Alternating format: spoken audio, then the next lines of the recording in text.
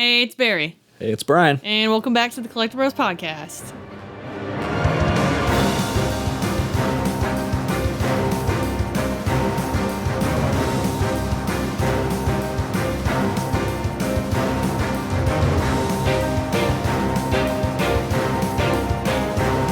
Today's episode is a publisher special, Working Designs.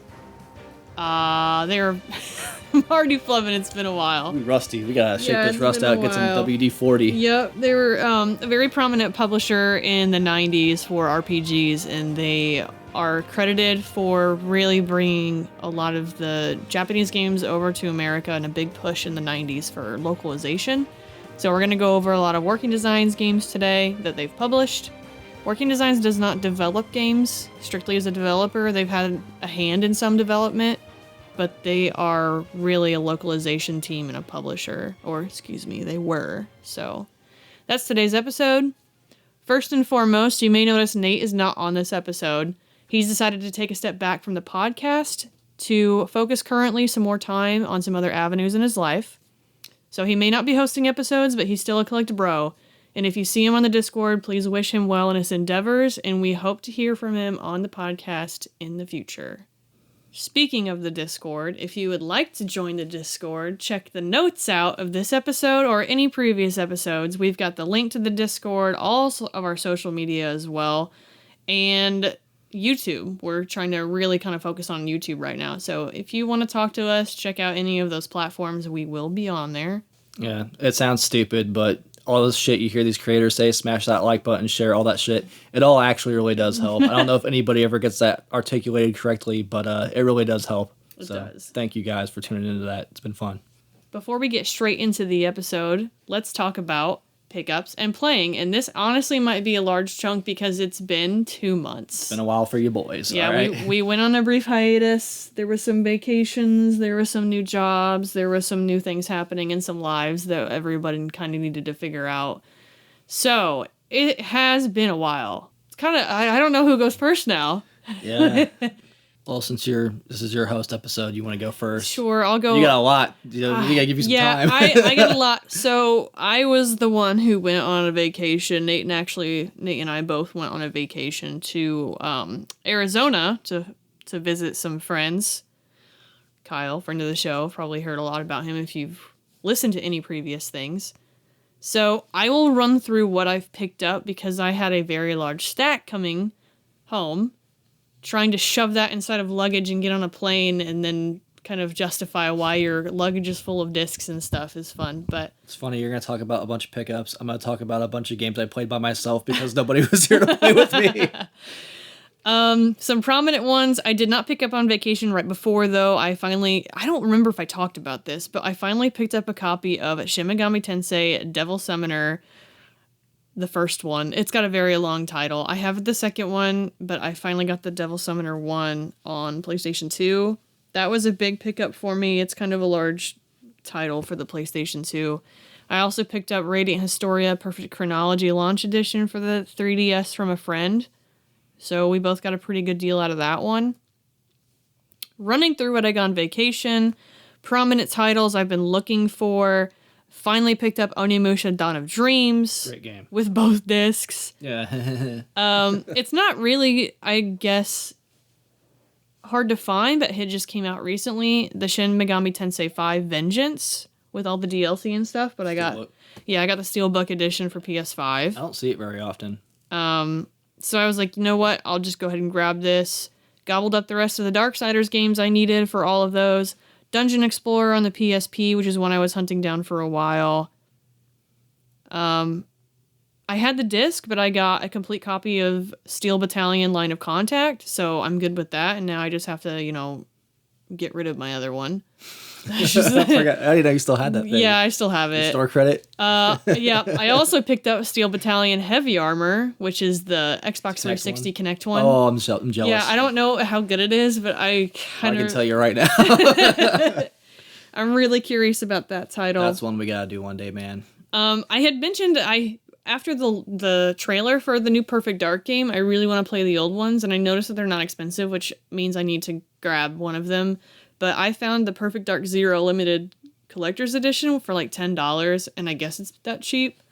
Pretty good. I don't know if it's a bad game. It's got a good meta score. I played it at launch, like when it first came out. It's not the worst piece of shit I've ever played. It's just not, the first. It's got an 81. That's a little high. I mean, it's comparable. Like, it's not bad. I don't know anything about Perfect Dark. I didn't grow up with a 64, and I did not have really a 360, so that's kind of outside of my scope range. But I really liked what the new game looked like, and I kind of want to get into the series, so I grabbed that one. I just have to find Perfect Dark 64. It's not expensive completely. No, I've got a sealed one. The sealed ones aren't expensive. Really? Yeah. And don't forget, they have the great 360 port, so if you find the rare replay, you can just play it off that. Oh, it's on rare replay? And that shit's like, what, $6? Well, I guess I could, yeah, that's true. I think it's on Game Pass also. It's one of those games where, like, I kind of want to pick it up now before that game comes out, and because if the game comes out and it's really good, people are going to want the 64 one. Yeah. So, Faxanadu, I'm skipping a whole bunch. I have a huge stack. Faxanadu is one I've wanted. It's, like, one of Falcom's, like, first games that came over to the West. So I got that complete in box. And then the other bigger ones is I ended up finding there was so many stores out there that had import games, and I picked up Dragon Quest IV, Dragon Quest V. Dragon Quest IV was for Famicom, and then Dragon Quest V and Dragon Quest VI are for Super Famicom. So I got those complete in box, and then the large purchase of the trip was Todd McFarlane's Spawn, the video game for Super Nintendo. Complete a box with the poster. Nice. So. I have just a shitty cart. Hey, it still plays. It sure does. The boxes, I've been trying to find that one for a while, and I kind of settled on the fact that I was probably not going to get the poster, which was fine, because I've been looking online for a bit. You actually went to a con, and there was a Spawn there that you were going to get. Yeah, and then I asked we talked about it on the pod. I asked you to check it out, and you said you flipped it over, and it looked like it had been sitting in toilet water. Yeah. It sucks because it was beautiful on the front, and I flipped it over. I was like, "Oh, you don't want this, bro." Yeah. So I found a game store out there that had Spawn, and was very pleasantly surprised that it had the poster, and the poster's like not messed up, so I think I might find a frame so I can put it up. It's pretty cool. But what have you picked up? We'll just switch it that way. Yeah, that works. Man, so I don't have as many pickups as y'all do. I stayed home and granted, ever since I missed my friends. Ever since I got back from vacation, I haven't bought anything because I've just been so busy. So it's funny because even before you guys picked up a lot of import stuff for me, but before we left, I had a pretty decent import score. Let's just start from the top, though. I got a Saturn exclusive fishing game. Nate picked it up for me. Fishing Kainesu, I'm sure that's right. But yeah, Sega exclusive, like never played it. I don't have an import Saturn, so I'm going to have to find a way to get creative with that. It looks really interesting, though. It's right at the time when 3D fishing games translate, so it's going to be real hit or miss. Real fishing 3D is great, so if it plays more like that instead of some of the other EA bass fishing games, we'll see. Super heavy fishing, by the way. Spoiler alert. Super bass fishing on the Super Famicom. They picked up for me. Also, man, the Japanese box art for these fishing games is like way more pretty than the English for every single time. It's always like a nice painted cover. It's like super outdoorsy. It's really cool. Here we just get like ugly ass pixelated bass that look like they came out of sewage. So it's pretty fun. And then Barry picked up for me my favorite 16-bit fishing game, import for Super Black Bass, which I can't recommend that game enough. If you guys want to play a cartridge-based fishing game, I can't recommend this one enough. It's great. It still holds up. Just the amount of lures and a lot of there's so much you can do to actually pick like your fishing style instead of being like, hey, I want you to do this a certain way. It was way ahead of its time for the 16-bit era. It's great. One I was super excited about. Finally found an Xbox copy of Like a Dragon Infinite Wealth. Like, finally. Been looking everywhere for an Xbox copy. I pre-ordered it when it came out. Best Buy canceled my pre-order, so finally have an Xbox copy. That seems to be happening more commonly than not. Yeah. Sucks. But yeah, I was like, oh, I'll get it. Whatever. It's new. It's not like it's a hard game to find. Apparently it is. But is a steal too. It was like $35 with the stickers and everything in it. So I was like, give me whatever. Another import game I picked up is Ultraman Fighting Evolution for the PSP. It's the last one I needed in the series, so I'm pretty excited about that.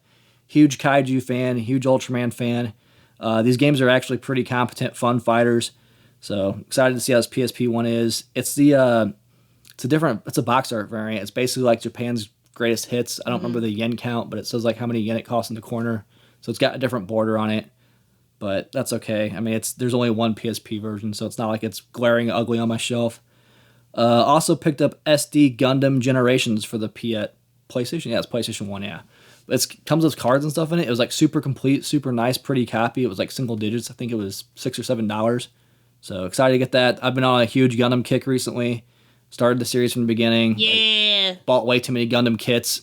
I know a lot of people shit on the SD Gundams, but whatever, man. I think they're cool. Admittedly, growing up, some of the first stuff Nate and I collected was like Godzilla. And everybody, same community, kind of shit on the super deformed Godzilla stuff. So it was always cheap at conventions where we go. So I have a ton of super deformed Godzilla stuff. So SD holds a soft place in my heart, man. Like, I'm all about it.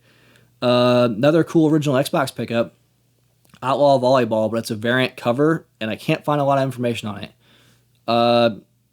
It's blue, and it's like a close-up. I've seen it on listing, and it seems to be going for the same price. I don't think it's like rare or anything, but I can't find any information of like why it's a different cover. Publisher's the same, developer's the same, the copyright information's the same.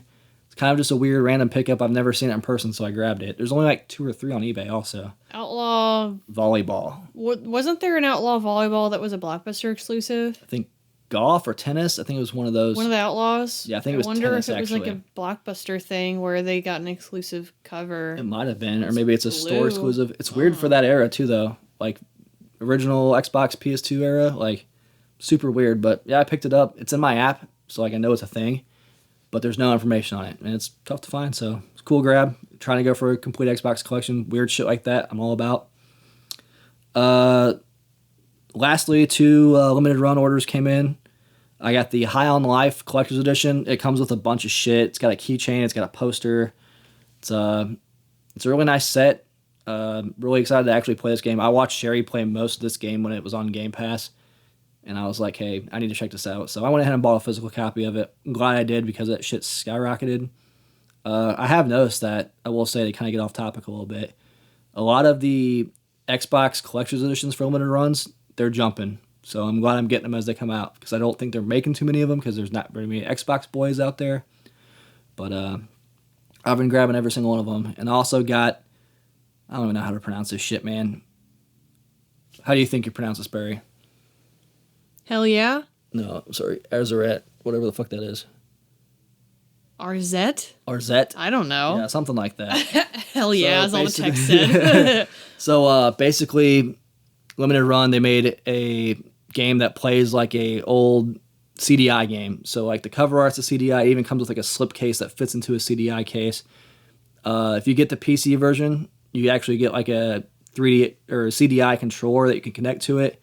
The whole concept behind it's like, hey, let's make a modern CDI game. So I've heard really mixed things about this game. I know a lot of the community like absolutely loves it, and a lot of people are like, hey, it's kind of shit.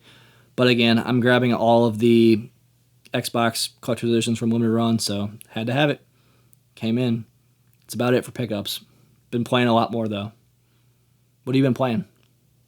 Sorry, I'm just finding. I'm like down the volleyball like variants. Oh, dude. Thing now. I mean, how many people was out there was like, I need to have Outlaw Volleyball, so I'm sure there's not a ton of information on it.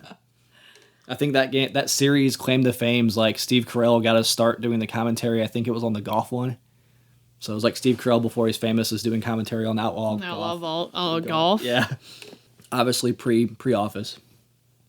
What am I playing? But yeah, what you asked me? What am I playing? We went down a rabbit hole for Outlaw Volleyball. Yeah. Oh, I have had such an altered schedule that I didn't want to commit to a game that I needed to remember how to play, and of course I chose to start Ghost of Tsushima. It makes no sense.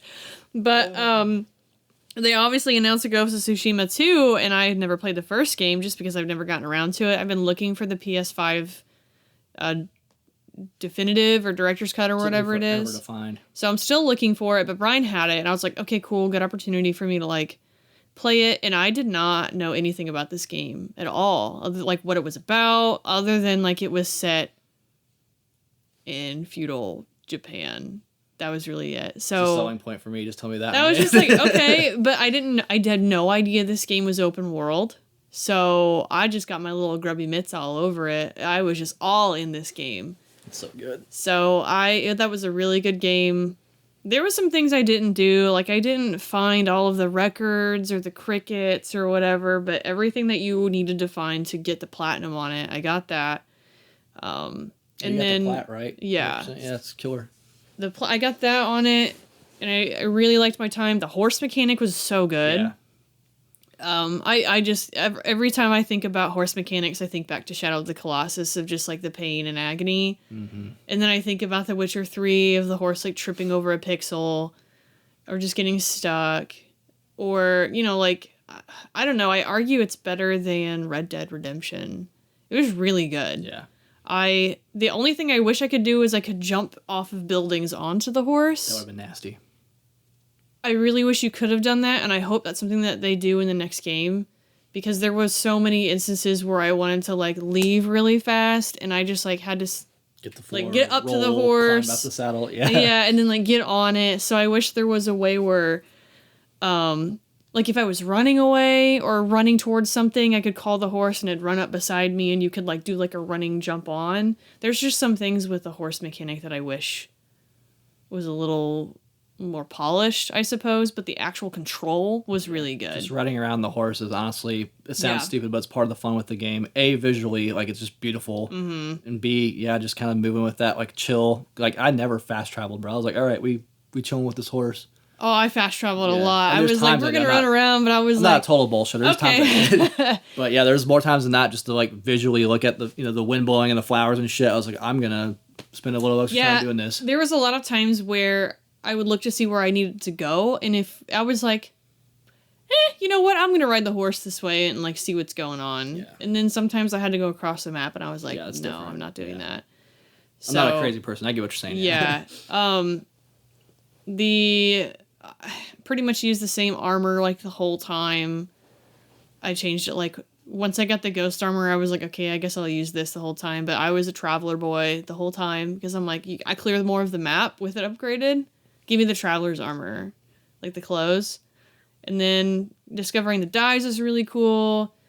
The combat was really, like, felt really good I was really into, like, I didn't want to be an aggressive fighter, because you could be an aggressive fighter if you really wanted to play like that.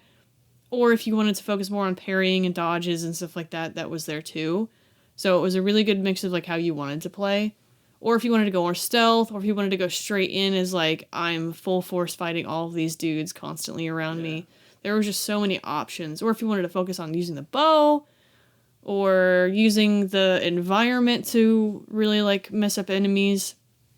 There was just so much about that game that was really good, and the story was really, really good. It didn't drag on. If you didn't want to invest in the side stories, you didn't have to. So, it was really, like... Thought the pacing was great. I didn't overstay its welcome. Like, damn it, I want the collector's edition. It was a really good game. Episode on it. So I arguably one of the best games I've ever played. And the one complaint I had about that game, they addressed in the DLC. A big part of the base game for me was, it's been out for a while, so like not spoiling anything or whatever. But Jin's story was really focused on his going forward, him becoming the ghost, and his relationship with his uncle. Like, that was really the whole big arc on the first game. And they touched on his, like, trauma with his father dying in front of him, and him feeling like he was inadequate because he hid and didn't help him. And, there wasn't really too much touched on about that prior to his uncle taking over and, like, teaching him how to be a samurai. And so the entirety of the DLC is all about him going through all of that trauma and all of that reminiscing and the memories for you to fully understand, like, what happened and then how he moves on from it. Nice. I haven't played DLC yet, so. It was a really nice addition that was necessary for his entire character to be fleshed out. Because, like, once the game was over, I was like, okay, like, I feel like I've had a full arc here, but I really want to understand him previously. So it was a really, really good DLC portion that added a lot of really good mechanics. Nice. Like, not only do you get to ride the horse now, but the horse has horse armor. There's a charge mechanic where you can just mow down enemies with the horse. It was great. So the game all around was an amazing game, and I'm day one on the new one. Same. Like, day one for sure. Yeah, I jumped on late. I grabbed the PS4 version. That's the one I played. And as soon as this director's cut came out, I was like, I need to find this because I want to play it again. Yeah, I don't know what came out when that game came out initially for PS4. Yeah. Maybe Spider-Man? Maybe? I don't know. I did stop playing it for something. I'm about to look it up. Hold on. But yeah, I agree though what you're saying. It's one of my favorite games from PS4 era for sure. I mean, I'm a sucker for anything feudal Japan, but I think they hit all the right notes. The combat's not like impossibly Dark Souls-y hard where you just have to roll constantly. Like you were saying, you kind of play it your style. Like, I very much was aggressive until there was a group of enemies, and then I was like, okay, now I have to play this a little more cool. And it's not like a ridiculous, you have to get that parry right in the right nanosecond, or else you're screwed. Like, it's forgiving, but it's not to the point where it's like on easy mode the whole time. Because they will take you down sometimes. But what a great game, man. The story's great. I think it's just beautiful just to look at. Like, Sherry just watched me play a lot of it, just riding around the horse. Yeah, the game is... It was a really, really good game. When Doom Eternal came out same year. Mm-hmm. Okay, I know I was playing that. There was a lot of games that came out in 2020. It's one I started and I had to go back to. I honestly can't even remember what I was playing at this point. 2020 was kind of a good year. 2020 was a crazy year. Probably playing Marvel's Avengers. I was probably crying on my couch. Yeah. Other than that, I know I talked about that a lot, but since that's been done and completed and whatever, I have been very much into TGC Card Shop Simulator. Dude, I shit you not, it scratches the itch. I just get to open packs. Like, the graphics are not great. It is a bare bones early access game where it's like a dude developing it, like their first game or whatever. So far I'm having a great time. It's like, you have a shop, you have to put card tables down for people to play and check out and restock, and you can rip open packs and sell individual cards. And there's a whole roadmap for a bunch of stuff that they're going to do. Like, playable card game, like the card game will actually be playable inside of the game, which is sick. Cool. Grading, customer trades. Yeah, awesome. They'll be doing graded on it, which is cool. But I've been really into that because, like, I can order all my stuff for the store, stock for the store, and then be like, how much money do I have and how many packs can I open before I open the store? Because, like, the time doesn't start until you physically open the store. So you could take 4 hours opening card packs before 8 a.m. switches to 8:01. Interesting. When the store opens. So it's like a pause, basically. Yeah, so it's like, it's really nice because it doesn't make you feel like, oh crap, I only have 15 minutes to do all this stuff before my store opens. Like, you can sit there and rearrange everything. I had that option when I had my store. Right? You can rearrange everything, so I'll set up everything how I want to, and then just sit there and just click through some cards to see what I got. So, and then I'll be like, okay, I've opened like $60 worth of card packs. Like, I guess I'll chill out and sell off some of these little ones and then see like how much money I have for the next day. Or you could just go into like debt and just open card packs. Like, it's just however you want to play the game. But I'm a little too realistic. Yeah, no, I love this. I love this game right now. It's so fun. And then they have a little app where you can like see all of the cards, like how much they cost and which ones are going up and down in price or whatever. So there's so much that this game has to offer, and I'm very excited to continue with this one. Nice. So that's what I've been playing. Nice. What about you? Well, it's funny, when y'all went on vacation, I was like, I gotta find some single player games I can like knock out, that 10-hour sweet spot. Luckily, one I've been wanting to play forever was leaving Game Pass, so I'm like, hey, I'm out of excuses, let's check this out. Scorn, do you remember this game? I sort of vaguely remember. I don't vaguely remember. I remember you telling me about it. So it's basically like a very H.R. Geiger inspired, like, body horror, like, puzzle game basically is a thing. Like, there's shooting in it, but it's not the objective to just onslaught, Doom Eternal shit, right? Atmospherically, 10 out of 10. Like, just walking around this environment, It's like ambient noise. There's just creepy crawly shit. There's no music. Like, being in that world would be so fucking terrifying. You're pulling shit out of your like body constantly. There's parasites. Looks amazing. Playing it, can't say the same thing. I wanted to love this game. I just couldn't get into it. It's slow. It's dreadful. The puzzles are not great. Like, it's not because they're difficult. A lot of them are super easy. And then some of them just don't tell you anything. And they're just like, figure it out. Fuck you. Like, if it takes you 4 hours to do this puzzle, it takes you 4 hours. It's just, there's no reward for solving those really difficult puzzles. It'll be like, hey, instead of just opening this door, let's move this slot machine where you have to get this exact combination in a slot machine, literally. But it doesn't tell you what that exact combination is. So it's like luck-based, but not really luck-based because you can manipulate the environment. That's weird. It's beautiful to look at. I would say if like you're intrigued by this game, like watch a playthrough, and it's about as entertaining as watching a playthrough to sit there and actually play it. Because even the shooting is not rewarding. Like there's not like headshots, there's not glory kills. It's like helpless crawling belly creatures that you have to smash, and it's kind of like depressing. Visually though, amazing. Like I wish this could have been fully executed. Like I wanted to love it. It's worth a watch, not a play. It's the best way I can summarize it. Secondly, I just got back into Starfield because I was like, hey, there's stuff I need to clean up. I know this Shattered Space expansion came out. I haven't beaten it yet, but I do like the story for the Shattered Space. They put a lot of work into this game. It's not 100%, but I think it's on the right track. The buggy is like life-changing when you're on these planets. Like, my God, like that's the first thing I did. I was like, how do I get this buggy? Because that's what I need to do. Again, I still love this game. I'm glad they're putting work into it, but like I kind of wish they just would have done this from the jump. I think everybody would feel the same way I did if they did.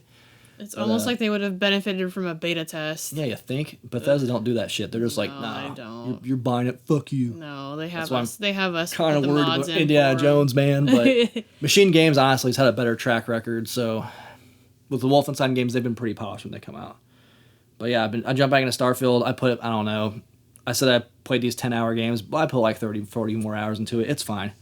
Also got back into Call of the Wild, the Angler. It's one of those games that you revisit with different mindset. You'll catch more fish. I've been getting really streaky in that, so I've got a lot of like actual quests done, so I'm pretty far into it now. Again, man, I think that's one of the best fishing games of modern platforms.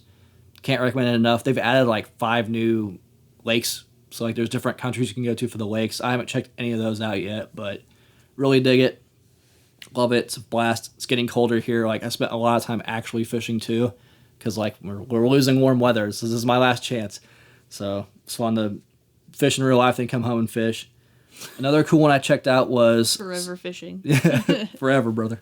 Somerville. It's from a bunch of the devs that left the same studio that made Inside and what the fuck's the name of that game everyone loved? Limbo? Yep. Okay. Yeah, good guess.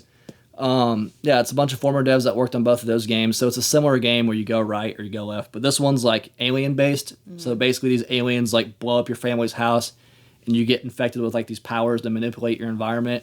It was a cool little game. The ending was pretty funny too because it's like a Close Encounters thing with like the do do do do do do, and depending on like if you play good music or bad music, it goes either the good ending or the bad ending. Like you can just piss them off and they'll kill you. So I'm all in on aliens, bro. Anything with aliens, I'm gonna check out. I'm fascinated by the concept, the idea of aliens. Like the shit was cool. It was like a 3-hour game, so it's not bad. I think it's leaving Game Pass the mid-month, so I think there's a little bit of time to play it. Well, actually, by the time this is out, I think it'll be off. But worth checking out. I think it's like $10 if you want to buy it. I wasn't huge on Limbo. I liked Inside a lot better. But this was a fun game. Again, aliens, extra points, so all for it. And then lastly, Call of Duty Black Ops. Let's just get this out of the way. Not a huge Black Ops fan. Never have been. Always preferred Modern Warfare. That being said, the campaigns, which is the main reason why I play Black Ops, awesome. Like, this was one of the best campaigns I've played in a long, long time. They take some risk. They do some twists and turns. There's a lot of stuff there's returning characters. Like, that's another thing I like about the Black Ops campaign. It's not just nameless soldier that just dies and you don't care. Like, these are, there's characters from the first Black Ops game that are in here. So it makes you give a shit. This is like your 4th or 5th go with these people. Stakes are high. The level design's great. It's not just like, move up, suppress the enemy, move forward, like every other Call of Duty game, which is my biggest beef with like a lot of the Modern Warfare games is like move up, kill, or like especially the new ones. Yeah, I right? feel like the last like original Modern Warfare trilogy had so much more variation in level design. yeah. Like I remember having such a great time with the one level where you had to sneak in the ghillie suit, All like ghillied up. through the grass and then like under this bunker, or that other level where you had to use the thermal sniper in that like cold area. And then there was obviously like hell raining down and just guns going off everywhere. So there was just so much more variation. And now it's like the same level over and over. And then or you accidentally shoot a baby, I guess. Like, I don't know. Yeah. Or the unforgivable sin of Modern Warfare 3 where they tried to like, oh, it's an open level and it's literally just a section of the Warzone map. Mm-hmm. So this time they do some things like that, but it's fully realized where it's like, I need a vehicle because this desert's huge. And you can literally call in a vehicle. You can call in airstrikes. There's certain levels that are an open world, but it's like a playground instead of just being like, there's your objective. You can sprint to it or you can sneak to it. It's still a straight line. Yeah. There's a lot of like sneaking levels where you have to like get a disguise from a certain guy and knock him out, where it's like you can't kill because you'll be detected, but it's not like, nail biting. They'll let you go out. They'll let you go quiet. There's a lot of really good level design variety. There's a grappling hook, which sounds stupid, but it actually works in this context. So you can't just use it anywhere. There's supernatural shit they touch on, which sounds ridiculous for Call of Duty, but I mean, Black Ops has always been that like little kind of off the beaten path type. I mean, it works. You take risk in a thing. This is what, number 27, 28 Call of Duty game. Yeah, the only other one was Advanced Warfare, which wanted to take it a little bit more like technological in the future, but no, this is, I can't recommend it enough. If you've got Game Pass, it's on Game Pass. Play the single player. The multiplayer is a different animal. I'm not a huge Black Ops fan. I like the Omni Move It. I'll leave it at that. Other than that, it's the time to kill's ass, just like it is in every Black Ops game. We'll see how it affects Warzone, which I don't play anymore, so I don't care. But yeah. R.I.P. my Spawn skin. Play the campaign. That's all I can say. Play the campaign. It's definitely worth it. It's made by Raven Software, which I love. They did Quake 4. They're Union now, aren't they? I think so. Yeah, didn't they unionize? Maybe that's why the game's good. Yeah. But they were even saying, I watched the behind the scenes dev saying, they're like, we want to have like a return to glory for Call of Duty. Like, we're gonna put some effort into this campaign. You can tell, like, it's the 2-year development cycle instead of having to pump it out in 1 year did wonders for them. Y'all should take notes and do it again. Yeah, because it's great. The campaign's a solid 9.5 out of 10. Like, it's the best campaign I've played since, well, honestly, since Cold War, but since Titanfall 2 probably. So like, great campaign. Can't recommend it enough. Other than that, that's it. Want to talk about some working designs games? All right, let's get into the working designs games. So the overall goal, theme, what am I even thinking of? Topic, thank you. Got you. Wow, it's been a long time. Topic of today's episode, working designs. Now, working designs, if you are familiar with game collecting, you will know this publisher. If you are just more of a casual gamer, less on the collecting expensive stuff, they might not ring a bell as much. So Working Designs games are historically known for being very expensive, which is true. Working Designs was established and founded in 1986, and they started as a software developer for logging management systems, is that right? Mm-hmm. For IBM, for like PC IBM. And I believe, if I remember correctly, the current founder at that time passed away. Mm-hmm. And so a new guy was brought on. His name was Victor England. I'll just get killed. Victor Ireland. He was brought on, and they completed what was in the works. And once they were finished with all that stuff, they converted over to a game. I don't want to say a game development studio because they weren't a game development studio. The entire purpose of Working Designs as a video game company was a focus on localizing Japanese games. Majority of them being RPGs as it shifted, but they had a lot of bullet shooters. There's a rail shooter in there. There's a mech game in there. There's a lot more variety than you would have thought. Mm-hmm. So it's not just RPGs. So we'll touch on a lot of them that aren't in the RPG category that you might not know as the most popular titles, but primarily known, especially in the collecting world, for their kind of high-end RPGs. Because at the time in the 90s, there wasn't really a movement or a push by companies to bring those over to the West because everyone was all about action games and shooter games. Specifically for that fact that at the time, Bernie Stoller was the Sony president, and he outright refused. He was like, if it's not an action game, I don't want it on the PlayStation, which was the reason why Working Designs really focused on Sega.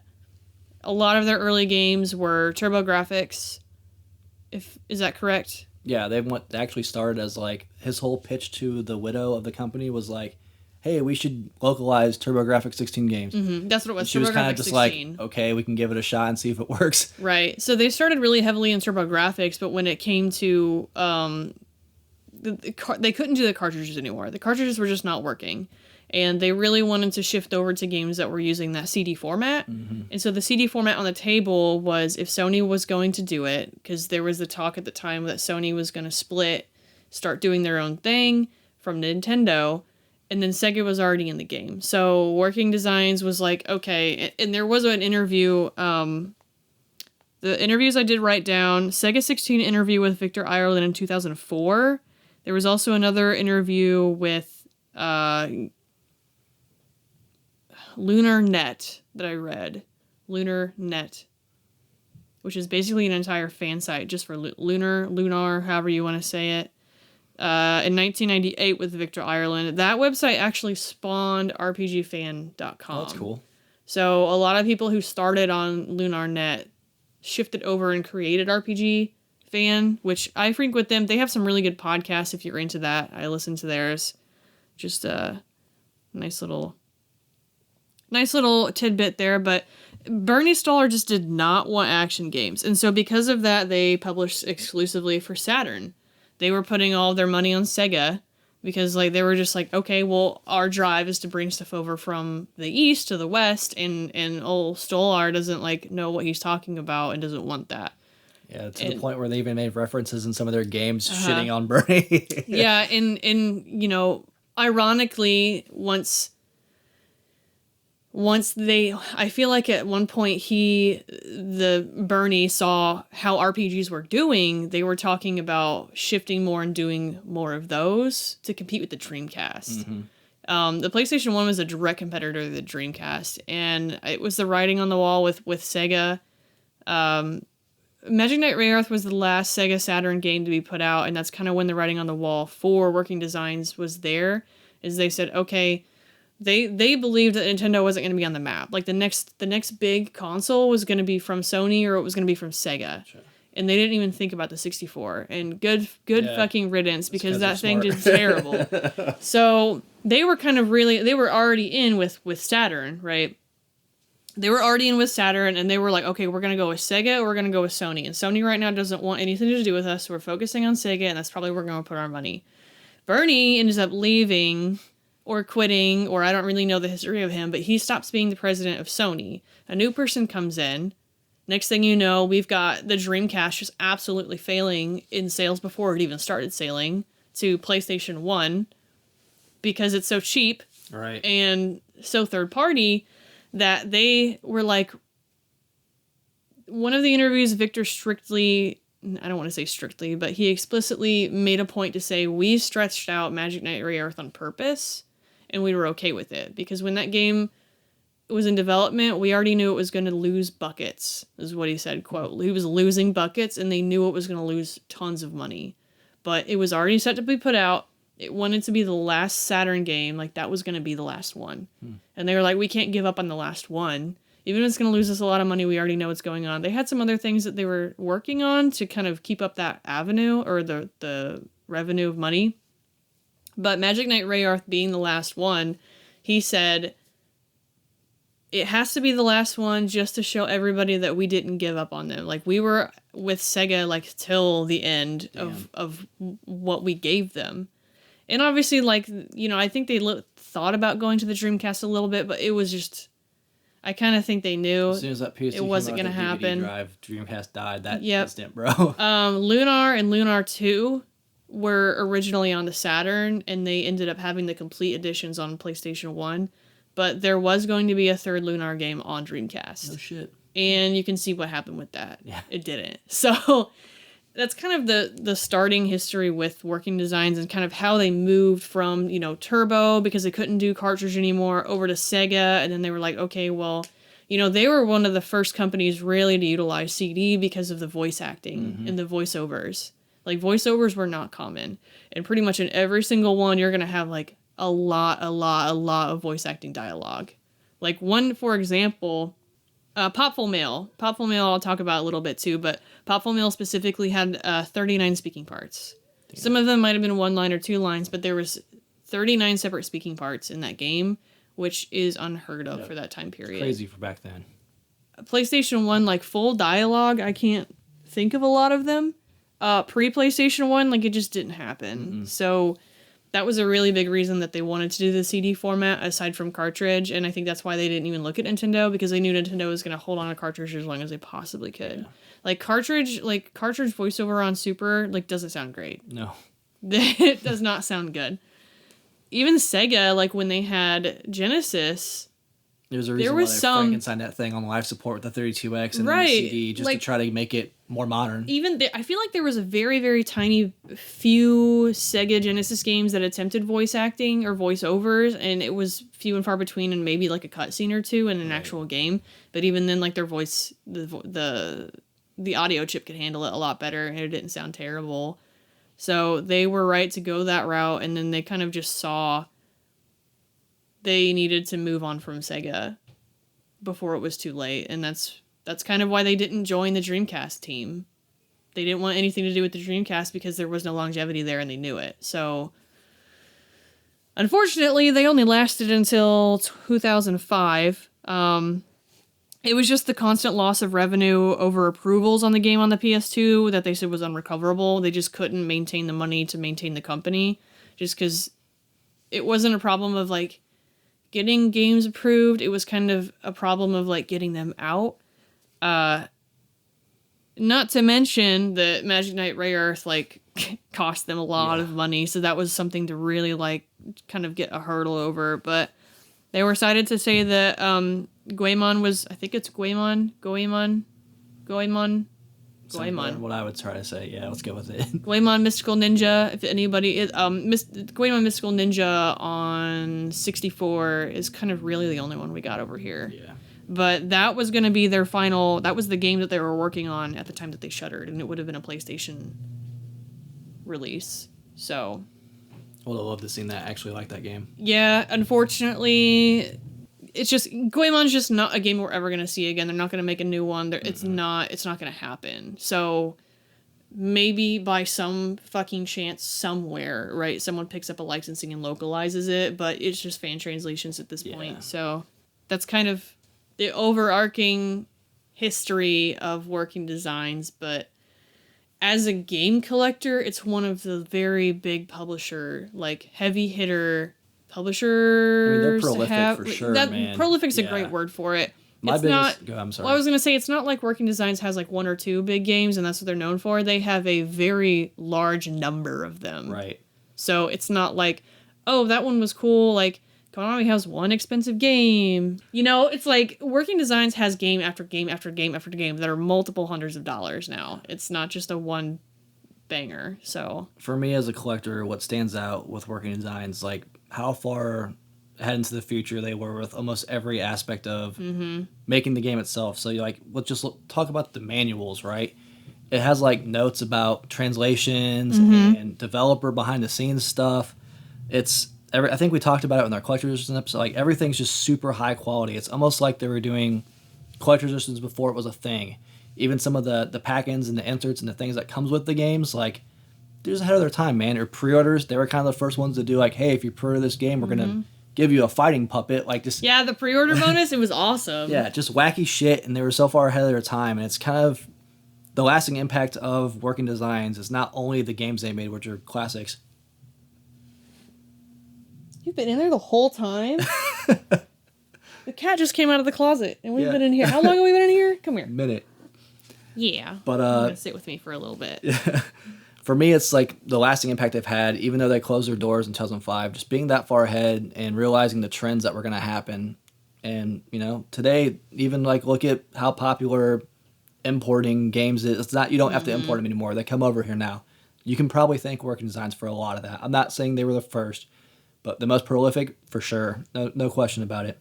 I know that, like, obviously games now, like you said, like kind of come out simultaneously. Like they're going to come out in Japan and they're going to come out in the West. There are still some that are predominantly over there.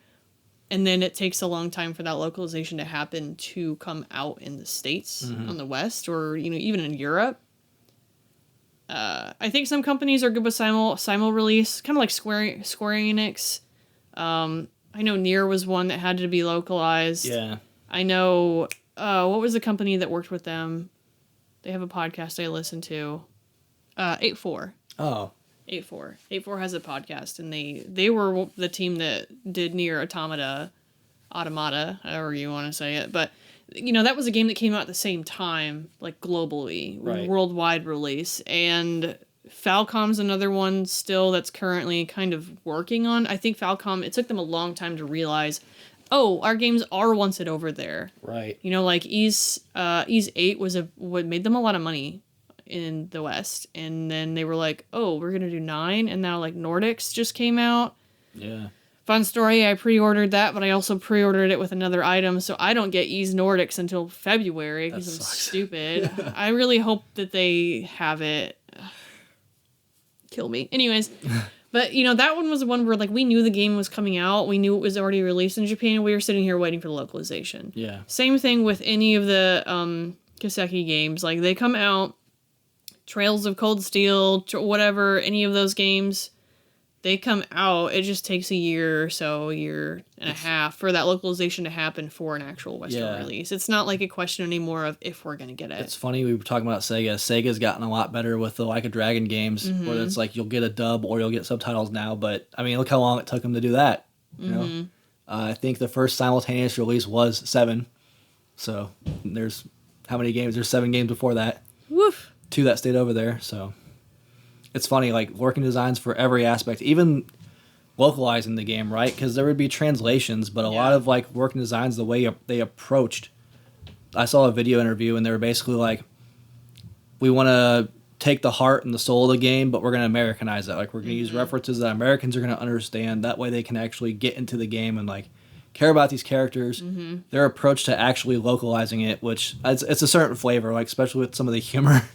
But I think for the most part, you know, just looking ahead and understanding that, hey, if you're going to get Americans to buy this game, you've got to Americanize it somewhat, for better or for worse. So we'll get in that whole thing. We've done it before in this podcast.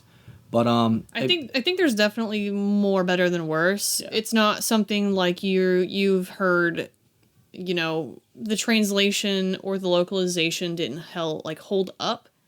Like, you know, Final Fantasy VII gets criticized a lot for the person who localized that, for a lot of the things that could have been better.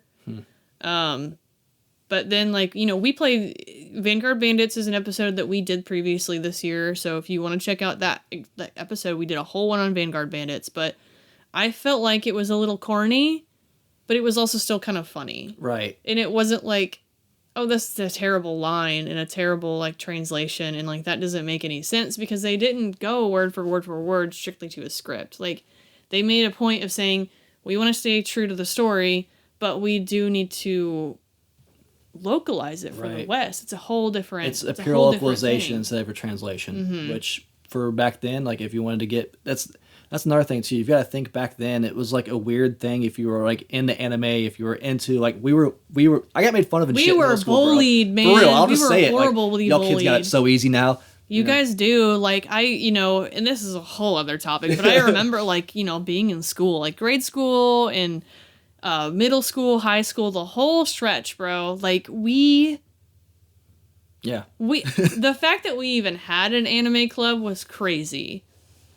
That we were allowed to have one, but we were like carefully in that club. Right. Everyone knew who was in that club, but they were just like wide berth, stay away from them. Like, we didn't, you know. Oh man, you had to choose if you wanted to visually wear a Naruto headband or not. You know? It's such a commonplace now, though. Again, they were just so far ahead of their time. Like, this isn't even a second thought anymore. Like, if you have something that's successful in Japan, like, you bring it over here now. Yeah, it's not a question anymore. Yeah, Japanese games make money. Yep. Like, it's not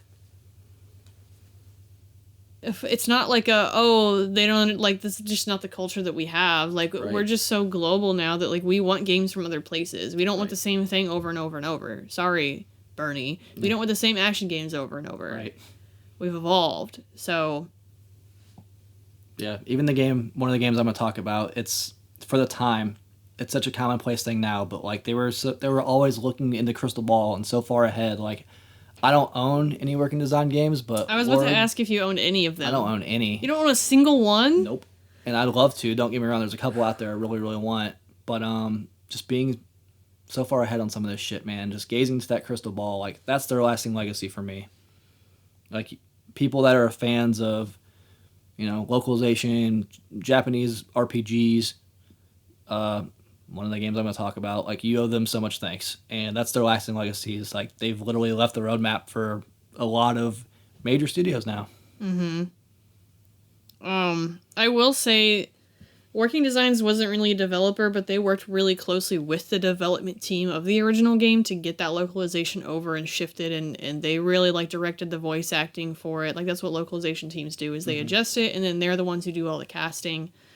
But they also were really like into sharing with that team like their thoughts, because they got to play these games like they were already completed and done in Japan. And one of the ones that was brought up specifically was I believe the first Lunar. There at the end of the game you have to get to a point where you have to climb like a mountain, like an ice path, to get to Luna, and you have to carry this harp the whole game. And in the Japanese version, like, you don't have to play the harp at the top of the mountain. And that was a back and forth, I guess, with Game Arts that Ireland was talking about in an interview, where they said that they were like, hey, where's it at? The Japanese version, you can just walk all the way to the top. You don't have to play the harp. And so when they were developing the localization for the Western one, they said, hey, you don't have to play the harp. And we thought that was kind of lame, because why did you have to carry the harp through the whole story? And they were saying, like, oh, what if you, like, what was the point of the harp if you, like, we had to carry this harp, but there was loopholes.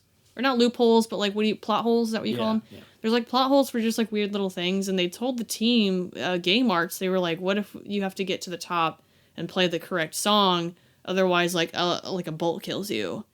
And they thought it was cool, so it's now in the Western version. Interesting. They never edited it in the Eastern version, and it's the same, but there is a difference in those because of Working Designs specifically was like, wouldn't it be cool if? Like, not saying this is wrong, but being like, hey, we did this whole thing. It's kind of lame. What do you guys think? And they thought it was a really cool idea. So they switched it for the new one because they were already in the process of developing the North American version. Interesting. So, especially, like, you can see that synergy with teams, too, that they're just like, okay, we're not just going to translate the game. We're going to talk with them and make, like, a partnership to make a game good, So they actually gave a shit. Yeah, it's actually when you give a shit about games. They were ahead of their time with game development. They didn't know. Yeah. I don't know if you want to bring up anything specific at this point. There's a lot of games to talk about. You don't own any. I own a lot of them. Yeah. No, I mean, I think the one of the main ones I wanted to talk about, because I love the series, and it was actually their first game, so I feel like it's a good place to start.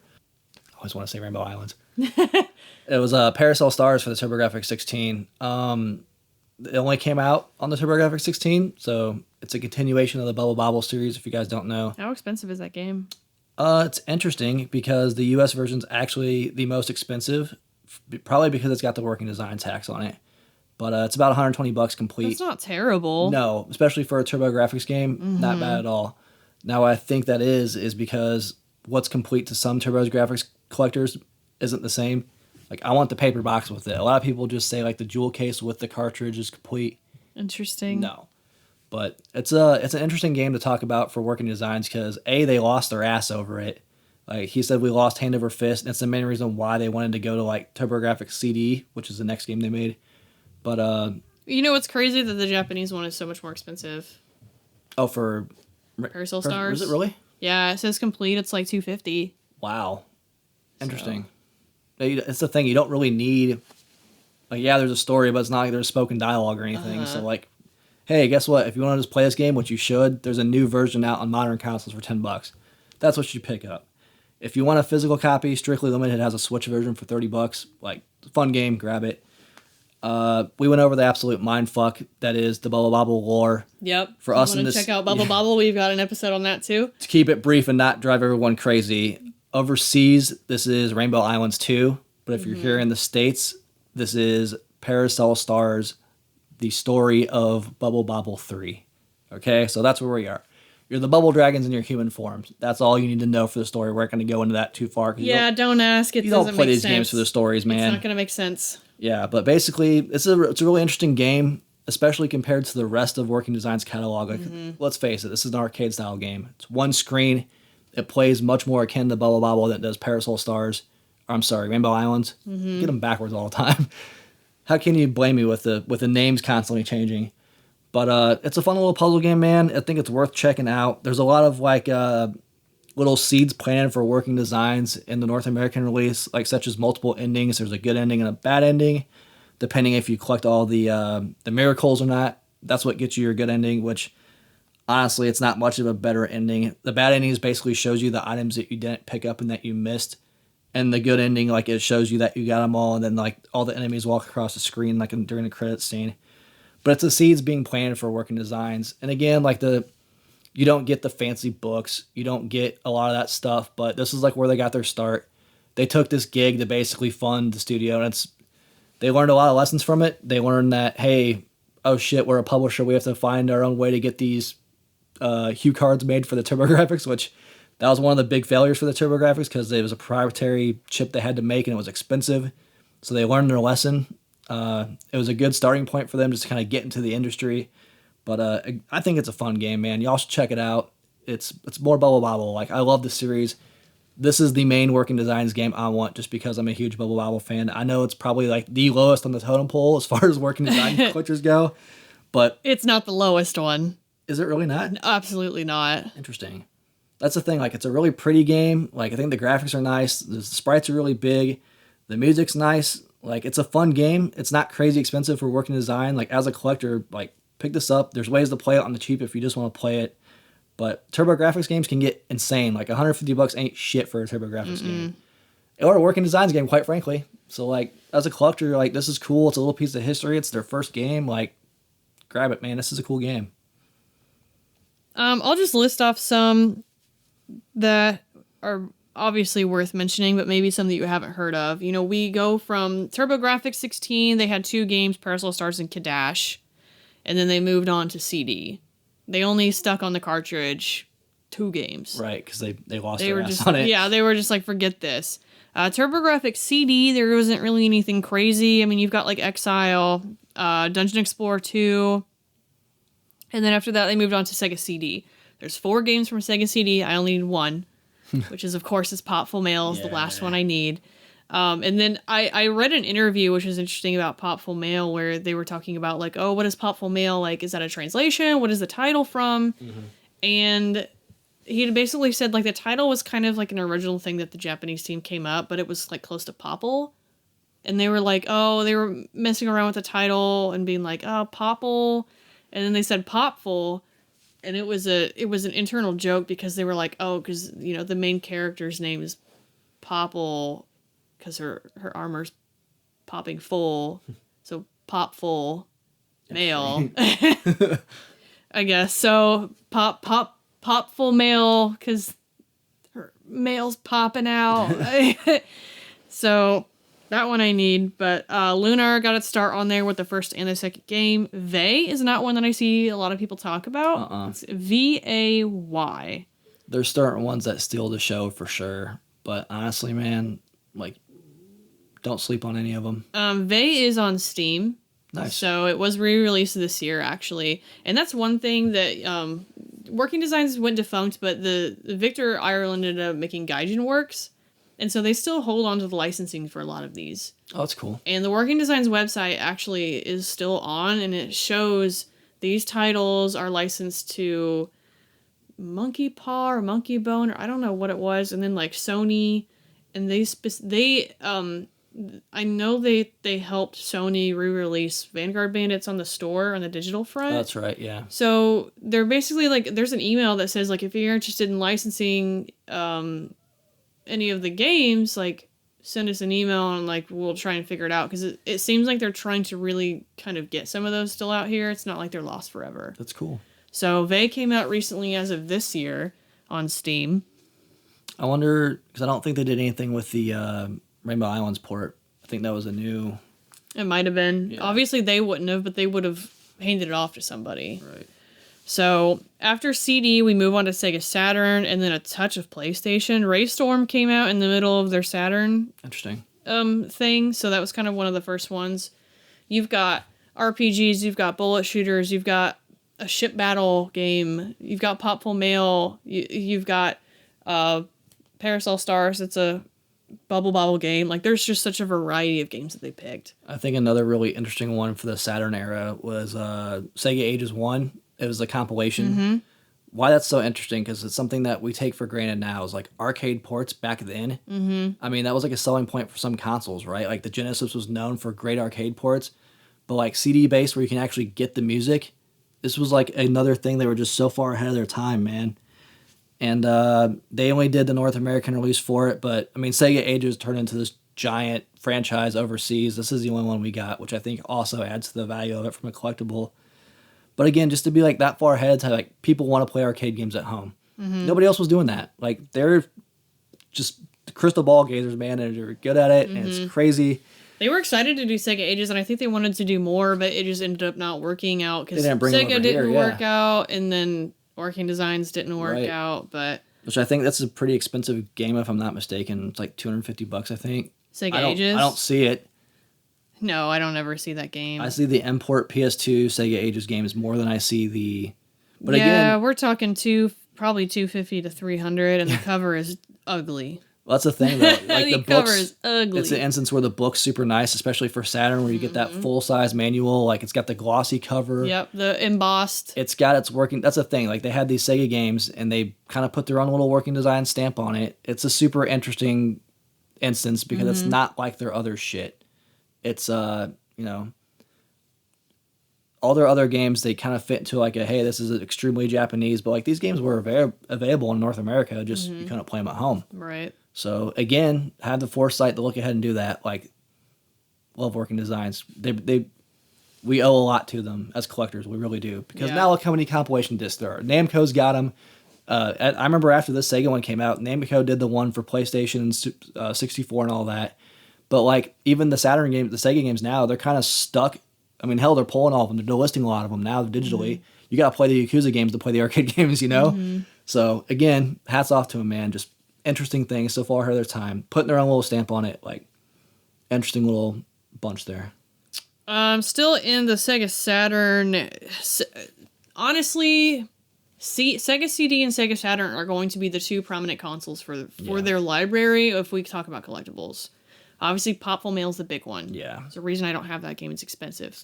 Magic Knight Ray Earth is the other big one. Like There's a reason I don't have the game. Like, they both are, yeah. I really want those games. But also in the Saturn library, a one that people don't think about very often, it's called Iron Storm. I don't know if you've ever heard of that one. But it is it's a turn-based strategy game.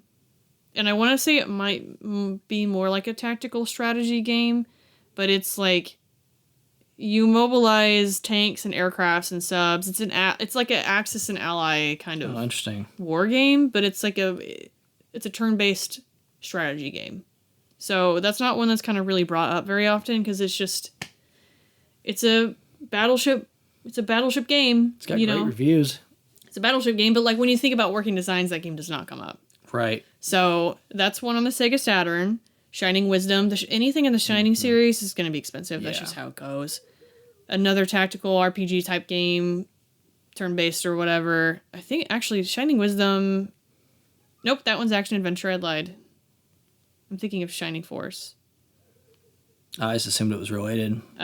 Dragon Force. Got that one on the Saturn. Albert Odyssey, which is one of my glad pickups, but regretful paid fors. And... Magic Knight Ray, I spent a lot of money, and I spent way too much money on it, but I have it. and it's really nice. So, and You then got a Magic Knight Rayarth. decent little working design collection, don't you? Yes. Yeah. A lot better than me. Yes. So We've been doing this for a while, folks. I've been doing this for a while. I had the chance to get Magic Knight Rayarth, and I didn't, because one of the person I was working with picked it up because that was her thing. Right. Maybe someday we'll get her on the podcast. It'll be great. Yeah. Moving on to PlayStation is really where they had majority of their titles come out, was PlayStation. Like, they had a big run with Sega, but as far as titles for one console, PlayStation holds the number. We've got Lunar complete, Lunar 2 complete. They redid a whole bunch of stuff for both of those games, and those are the first ones that really came out with a collector's edition. It's got the big box. It's got extra stuff in there, soundtrack. So nice. They're really nice. Everyone's seen them. They are stunners on a shelf for a PlayStation 1 collection. Like, you can't not see them. Silhouette Mirage is one that I see sometimes, but not very often. I don't know if you've ever seen that one, but it's a fighting game. It's a 2D side-scrolling, like, fighting game, sort of. It's got an interesting concept, and I see it sometimes. It's not too expensive. And by too expensive, I mean, it's not working designs too expensive. Yeah. We're talking, I want to say, if I can spell Silhouette.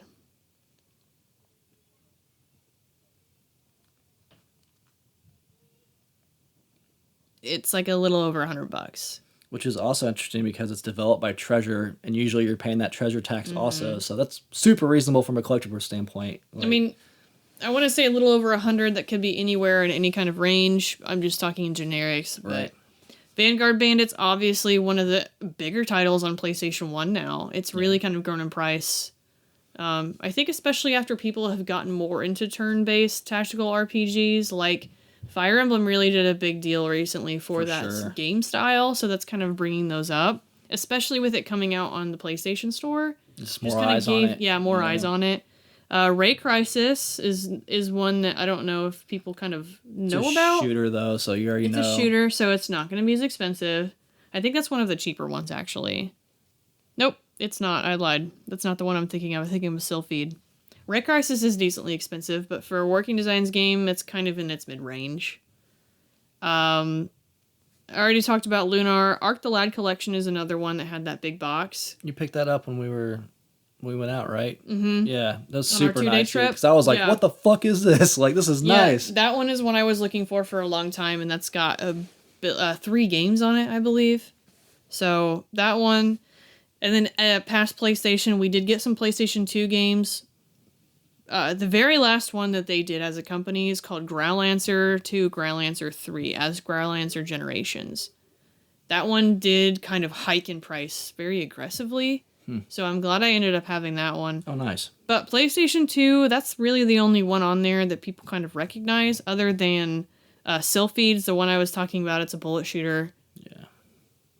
And I do see that one occasionally, and it's got a really cool, that's another Treasure game, and Game Arts, actually. But it's got a really cool, I don't want to say it's a lenticular cover, but it's foil. Interesting. Everything on the PlayStation 2 in that kind of line had like a nice foil cover. And then another one for the PlayStation 2, Sylphied, we've got Growlancer Generations is the very last one. And then Gun Griffin Blaze is one that I don't ever see people talk about. That game is dirt cheap. I would say I've seen that like half price books for $12. Absolutely before. Dirt cheap. And so like for this like episode specifically, I said, I don't have a single cheap like working designs game. And I like mechs, so I bought one. I bought one for $12 for free shipping online. And it came complete. It came with everything in it. It's a gorgeous game. That game has a really decent review. So it's like, okay, let me grab that one. I mean, I'm not into Sylphied, so it's like, I think my PlayStation 2 selection for working designs is completed. You know? Yeah. But there are a handful of games that are going to be on the cheaper side if you want to kind of try and build a working designs collection, but they also hold a very large amount of them that are outside a lot of people's price range. Yeah. So if you didn't kind of pick them up 10 years ago, you're kind of SOL like me if I want to spend that much money. I think people caught on, right? That's the biggest thing. Like, they realized, hey, there's not very many of these out there. Mm-hmm. It was kind of going to the pop counter or whatever. There's not a ton of them out there, especially for some of the weirder, obscure consoles that come with, and getting them complete's the biggest thing, because like, a lot of them come with so much shit. And they're not out there. Lunar 1 and 2 for the CD, I haven't seen very often. I've seen a handful of times in person. Magic Knight Rayearth, I've seen twice. Yeah, I've seen it once. Maybe. Did I see it with you? Yeah, maybe. I feel like I saw it. We were out somewhere and I saw it with you. Recently, yeah, actually. And then the one that my friend bought. So, like, I've never seen another one, not even a disc. That's the thing, though. Collectors are holding on to them. And like, then, yeah, and then back then, so they're not giving them up. Popful Mail, I have seen one copy. Ooh. That's when we went on that trip, and it was a lot of money. Yeah. I wasn't spending Dracula X money that day, but I was like, man, it's right there in front of me, and I really wanted that game. And I remember exactly what store it was at, because it was the one that Nate was trying to buy stuff, and his credit card got declined, and it was like the middle of the night. It was like they were close to close, and his credit card got declined because his bank was freaking out that he was like in another state. Yeah. It was that store that was at. And I do remember it. So that's kind of like, from the beginning to the end, like a lot of titles that they have. It's not a huge library, but it's a dense one. Yeah. So. And it's, I think a lot of people, like you were saying, just focus on like the RPGs. But if you dig a little deeper, there's some different kind of games in there, man. Mm-hmm. Like. I didn't even bring up Elemental Gearbolt. I was going to bring it up. I completely spaced that one until right now. Like, Elemental Gearbolt is a whole other kind of.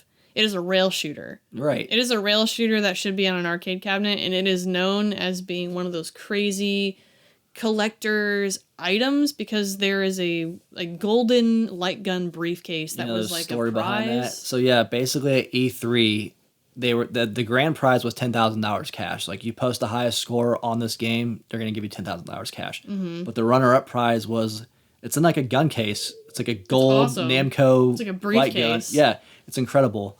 It's kind of like the holy grail of like PS1 diehard collectors. Yep. To give you an idea, I think it was 10, 12 years ago at Heritage Auctions, it sold for $8,000 back then. So does anybody know who has it? Is it popped up? I'm sure Heritage does. I don't think it's popped up again, but that's the thing. I just mean, like, is it popped up as like, hey, I'm the one that owns this? I think the original seller is the one that sold it on Heritage for Heritage Auctions, but I don't know who bought it. And that's the thing, like, if you're a collector, you ain't letting that go, because that's before the big boom for retro games. Like, what is that going to go for now? If that was to go back out there, you can't put a number on that game. You can't put a number on that. $8,000 like back that then, long ago. I'm talking 10, 12 years ago. Before, that's when the other working design games you could get for $20 at fucking EB Games, bro. Yeah, I don't think there's a number you can put on that. No, and that's the thing. Like, a piece like that, people estimate there's under 50 of them. Like, yeah, I'm sure there is, because how many runner-ups do you think they gave away? They didn't give 50 of them away. That's way high of an estimate.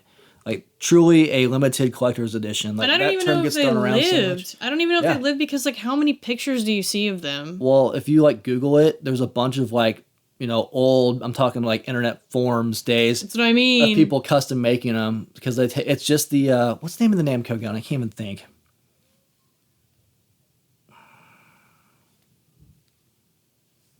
Like for Time Crisis? Yeah, it's the same gun. Because it's not like GunCon. Okay, it's not like a proprietary gun of any kind. It's a gold just GunCon. It's a special gold light gun for Elemental Gearbolt. Which is another really fun thing about this game. If you open up the manual, it shows you all the light guns it's compatible with, and it says like, hey, we recommend you should use the GunCon 2 because it's the best one, basically. But it shows like a description of all the different compatible light guns. It's 6, I think. That's definitely a game that I'm interested in, but I don't think I would go out of my way to buy it. I think I want it just because it is Working Designs and it's a very interesting particular game, but I am not a railgun light gun game. See, like, it's pretty up my alley because I am. Like, it is up yours. I grew up on House of the Dead. I think it's interesting to have like a fantasy / sci-fi game in that setting because it's all zombies or it's Time Crisis. You know what I mean? It's cool because the way Working Designs did the translation, they did the anime cutscenes, and they kind of made their own story. They have like an overarching story of basically they're using human bodies to like power machines and shit. It's kind of Matrixy, but it's in like a sci-fi fantasy setting. Like it doesn't look like anything else out there. Gameplay wise, there's certain cues where like, back then every Lycan game you shoot off the screen to reload. You get unlimited ammo in this because it's magic. So it's like there's certain it has a gameplay system clues. where you can have to switch between an element, and each of the three do something different when they Right. shoot. And like obviously like the fire one's like like more a shotgun. powerful, but Yeah. there's another one that spreads, but it's weaker to further Right. distance enemies. So it's kind of learning like what those element does, and then like when should you shoot it and when should you. It's one of those games where like it's hard, but it gets easier because you memorize where Right. these things pop up on a screen. Exactly. But it's just a super interesting concept. There's been literally nothing else like it since then. Like there's no fantasy light gun games. Even light gun games are kind of a thing of the past. It's such like a, oh man, it's so 90s anime. It's like insane. It's like Ghost in the Shell meets Armitage meets Elfen Lied. and Like then you're in the woods randomly because it's like, oh, we gotta get the fantasy in there. It's like, such an cool, amalgam man. of like 90s anime with that specific style that's like sci-fi Matrix, like you said, but also like It's high and weird it's fairy. unique. It's like fair. I don't know. There's fairies. There's literally fairies in it. You gotta Uh-huh. shoot. It's just it is such an interesting combo. Yeah, it's truly unique, and I think that's why I want it. And I like light gun games, but I think it's like $250, $230ish. It's expensive. Yeah, it's not cheap by any means. It's not their most expensive, but it's not cheap. It's one of the higher PlayStation 1 titles. And knowing that gold case is out there, like I want it, and it's one of those things that I know I'm never gonna own, but it's cool if you can Google the pictures for it. But like people make customs, it ain't the same. But I think that would be a really cool piece to kind of go to something like a museum setting to see that it exists. But no way, realistically, would I ever own that. came with a gold memory card too, which is badass. Like it looks like it's like gold plate. Like it's not just shitty spray paint. Like we'll put a picture up in the Discord. Like it's super fucking cool. But that'll wrap it up with working designs. What kind of games do you want to see? What kind of games do you own? Are there any working designs titles that you really are like, man, I need that game? Like you've been hunting for that game. Mine's Magic Knight Rare and Maple Mail. Brian's is all of them. Rainbow Island. Rainbow Island. Rainbow Island's your I've got big one. Bubble Bobble too, bro. I need this one. Yeah, that you do need that to complete your collection. But if you want to talk about this episode, hit us up on the Discord. What do we have next in the pipeline? You I picked guess a that's game, me. right? Yeah. Our schedule kind of got thoroughly messed up. But next episode we're going to talk about is actually the game that I picked up Say one of your on recent vacation. Todd McFarlane Spawn, the video game for Sega. My brain's busted. Super Nintendo. Super Nintendo. Thank you so Entertainment much. System. It's the second longest title behind Peter Jackson's King Kong, the official movie, the official game. What about Parasol Stars, The Story of Bubble Bubble 3? Man, it's a That's pretty long too. contest. Yeah. I'm surprised I even said it that fast. It's good. But- bravo, one take. Spawn is like my favorite comic book character. Comic books are something that both Brian and I have like a cross interest in. Yeah. So Spawn is one of those where I'm trying to get all of the games. The Game Boy Color one is the hard one. I think I got the cart, but not the box. So I was very happy to pick this up. And we're going to talk about if it was worth the $120 I paid for it. Nice. That's it. That's all I got. Same, guys. Glad to be back, man. Glad to be back. Glad you all are tuning in. Like, we'll be on social media if you want to hit us up. We do have a lot of new stuff that we're really going to start pursuing this next year. So please Yeah, we'll stay tuned. We'll plant those seeds throughout until then. But yeah, we got some exciting stuff in the pipeline. Until then, break that glass ceiling, stay oppressed, even though we are more oppressed now than ever. Gamers. Gamers.